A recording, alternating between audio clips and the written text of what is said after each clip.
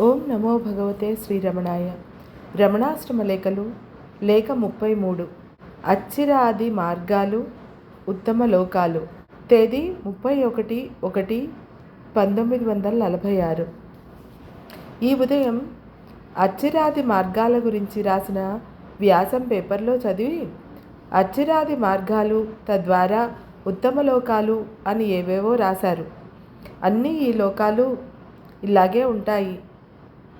అతిశయం ఏముంది? ఇదిగో ఈ రేడియో పాడుతుంది.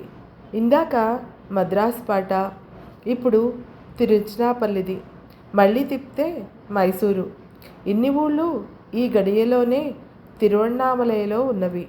అలాగే అన్ని లోకాలు మనసు తిప్పితే సరి, అన్నీ ఒక క్షణం చూడవచ్చు.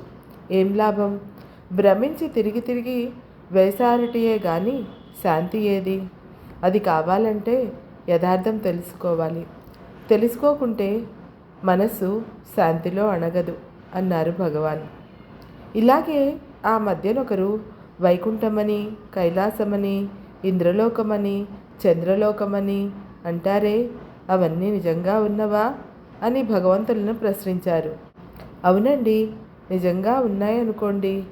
అక్కడ ఇలాగే ఒక స్వామి కూర్చొని ఉంటాడు.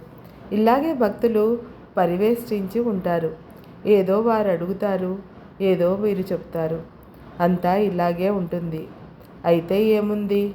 చంద్రలోకం చూస్తే ఇంద్రలోకమని, ఇంద్రలోకం చూస్తే వైకుంఠమని, వైకుంఠం చూస్తే కైలాసమని, ఇదని అదని మనసు పరిభ్రమిస్తూనే ఉంటుంది. శాంతి ఏది?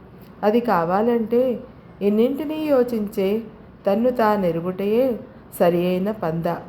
తను తానెరిగి ఇన్ని లోకాలను సంకల్పమాత్రమున తనలోనే తా కనవచ్చును.